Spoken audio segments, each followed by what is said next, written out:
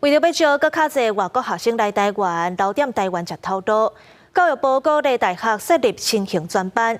亲像原地大学就针对印刷电路板的产业去泰国招生，毋那免学费，逐个月阁补助1万块。介绍工学院的基本资料，说明化工甲材料系的特色。原地大学伫旧年底到泰国的农业大学为申请新型专班做准备。我们虽然起步晚哈，但是我们对于泰国的一些学校其实 connection 是蛮好，而且都是在前10名的学校。让2个月半，原地大学的团队搁一届到泰国，4天内要到泰国农业大学等4间学校招生。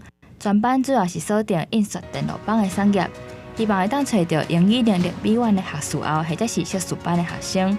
强调2年课程拢免纳学费，每个月阁有1万块的生活补助。训练上除了专业的知识，还有他也加强了这个华文的沟通。我现在需要说做横向的上面跟下面的沟通都要能够做，所以我想说这个部分会跟以前非常非常不一样。除了招优秀的外国学生，嘛希望会当保留动力。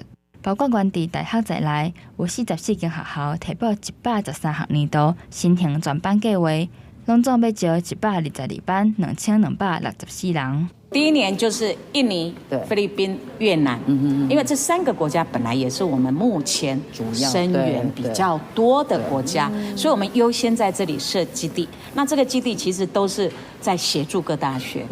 教育部表示，2月26已经通知学校，提供协办清单，予每一个海外基地来进行共同招生的准备及规划。因为部分学校的计划书内容阁需要修改，最后核定的人数有计会伫3月底确定。记者台北报道。